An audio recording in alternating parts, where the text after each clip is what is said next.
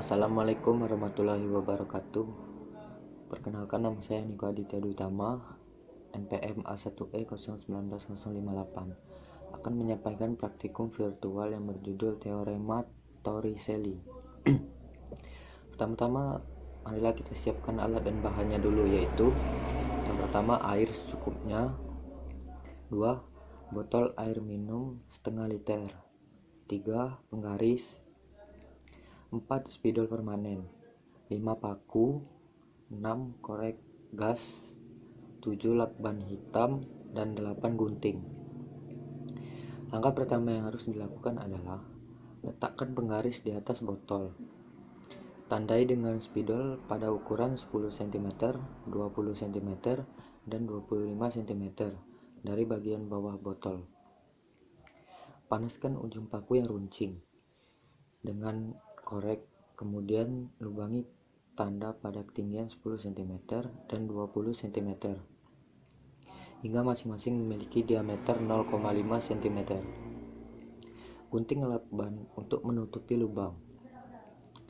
Kemudian setelah ditutup lubang, masukkan air ke dalam botol hingga mencapai tanda pada ketinggian 25 cm. Letakkan penggaris di depan botol, sejajar dengan bagian bawah botol. 0 cm pada penggaris didekatkan dengan bidang dinding botol. Kemudian, buka lakban pada lubang setinggi 10 cm. Amati jarak terjauh yang dicapai air pertama kali. Catat hasilnya dan masukkan ke tabel 7.1. Lalu tutup lakban dan isi kembali botol hingga ketinggian 25 cm. Ulangi langkah 6 hingga mendapatkan 5 hasil pengamatan. Selanjutnya, buka lakban pada lubang setinggi 20 cm. Amati jarak terjauh yang dicapai air pertama kali. Catat hasilnya pada tabel pengamatan 7.2. Terakhir, tutup lakban dan isi kembali hingga ketinggian 25 cm. Ulangi kembali hingga mencapai 5 hasil pengamatan. Kemudian, untuk pembahasan, Teorema Torricelli adalah teorema dinamika fluida yang berkaitan dengan kecepatan aliran fluida dari sebuah orifis ke ketinggian fluida di atas. Undang-undang tersebut menyatakan bahwa kecepatan V aliran fluida melalui lubang tajam di dasar tangki yang diisi hingga kedalaman H adalah sama dengan kecepatan yang diperoleh benda. Dalam hal ini, status air jatuh bebas dari ketinggian H, yaitu V sama dengan akar 2G dikali H, di mana G adalah percepatan gravitasi dan H adalah ketinggian. Ungkapan ini berasal dari penyamaan energi kinetik yang diperoleh setengah M kali V kuadrat dengan energi potensial hilang M kali G kali H dan pemecah untuk V. Hukum tersebut ditemukan oleh ilmuwan Italia, yaitu Evangelista Torricelli pada tahun 1643. Hukum Torricelli menjelaskan kecepatan berpisah semburan air berdasarkan jarak di bawah permukaan tempat jet mulai, dengan asumsi tidak ada hambatan udara, viskositas, atau halangan lain untuk aliran fluida. Diagram ini menunjukkan beberapa jet seperti itu, sejajar vertikal meninggalkan reservoir secara horizontal. Dalam hal ini, jet memiliki selubung atau sebuah konsep juga karena Torricelli, yang merupakan garis yang turun pada 45 derajat dari permukaan air di atas jet.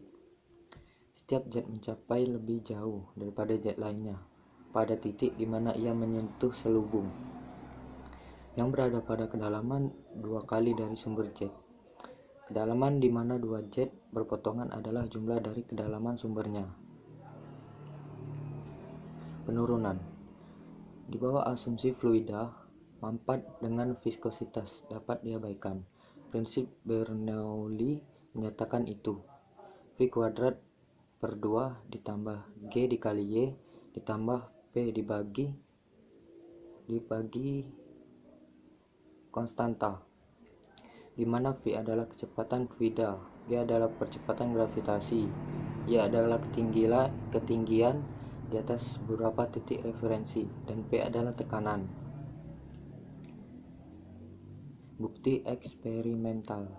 Hukum Torricelli dapat didemonstrasikan dalam percobaan kaleng cerat yang dirancang untuk menunjukkan bahwa dalam cairan dengan permukaan terbuka, tekanan meningkat sering dengan kedalaman. Ini terdiri dari sebuah tabung dengan 3 lubang terpisah dan permukaan terbuka. Ketiga lubang tersebut diblok, kemudian tabung diisi dengan air. Jika sudah penuh, lubangnya dibuka. Semakin rendah sebuah jet di atas tabung, semakin kuat itu. Kecepatan keluar fluida lebih besar di bagian bawah tabung. Mengabaikan viskositas dan kehilangan lainnya, jika nozzle mengarah ke atas secara vertikal, maka setiap jet akan mencapai ketinggian permukaan cairan di dalam wadah. Koefisien debit. Jika seseorang membandingkan prediksi teoritis tentang proses pembuangan tangki dengan pengukuran nyata, perbedaan yang sangat besar dapat ditemukan dalam beberapa kasus. Pada kenyataannya, tangki biasanya mengalir jauh lebih lambat. Untuk mendapatkan perkiraan yang lebih baik terhadap laju aliran volumetrik yang sebenarnya diukur, dalam praktiknya digunakan koefisien pembuangan V real sama dengan V ideal. Koefisien pelepasan memperhitungkan baik pengurangan kecepatan pelepasan karena perilaku cairan yang kental dan pengurangan penampang aliran keluar efektif karena vena kontrakta. Untuk cairan dengan viskositas rendah seperti air yang mengalir keluar dari lubang bundar dalam tangki, koefisien pembuangan berada di urutan 0,65. Dengan menggunakan soket pipa bundar, koefisien pembuangan dapat ditingkatkan menjadi lebih dari 0,9. Untuk bukaan persegi panjang, koefisien pembuangan bisa mencapai 0,67, tergantung pada rasio tinggi lebar. Jarak horizontal yang tercakup oleh semburan cairan. Jika H adalah orifis di atas tanah dan H adalah ketinggian kolom cairan di atas orifis, maka jarak horizontal yang ditempuh oleh semburan cairan untuk mencapai level yang sama dengan dasar kolom cairan dapat dengan mudah diturunkan. Sejak H menjadi ketinggian vertikal yang ditempuh oleh partikel aliran jet yang kita miliki dari hukum benda jatuh. H sama dengan setengah G dikali T kuadrat, atau T sama dengan akar 2 dikali H dibagi dengan G. Jika percepatan efflux horizontal adalah V, kemudian jarak horizontal yang ditempuh oleh partikel jet selama durasi waktu tersebut adalah D sama dengan VT, sama dengan V akar 2H dibagi dengan G.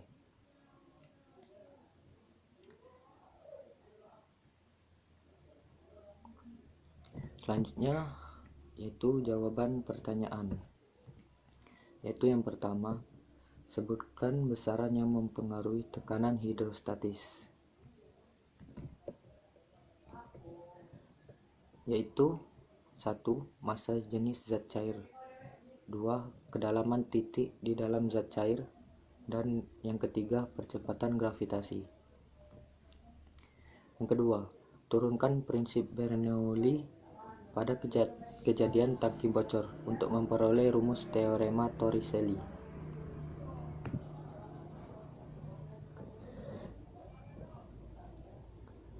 Jelas bahwa tangki bocor atau dikenal sebagai teorema Torricelli adalah aplikasi penurunan hukum Bernoulli.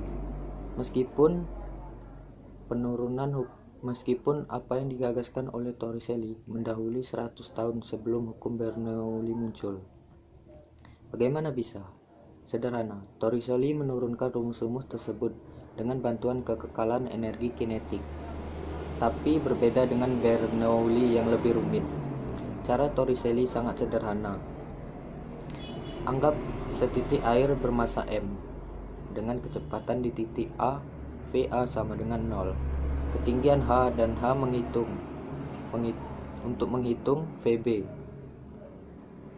Waktu yang dibutuhkan. Arah air yang keluar mula-mula adalah horizontal, tegak lurus arah gravitasi bumi, dan sejajar permukaan tanah. Berarti gerakan mendatarnya adalah gerak lurus beraturan, dan gerakan vertikalnya adalah gerak vertikal jatuh bebas dengan kecepatan awal 0. Sehingga dapat diperoleh H2 sama dengan setengah G dikali T kuadrat. Mungkin hanya itu yang dapat saya sampaikan. Lebih dan kurang saya mohon maaf. Kepada Tuhan saya mohon ampun. Wabillahi taufiq wal hidayah. Wassalamualaikum warahmatullahi wabarakatuh.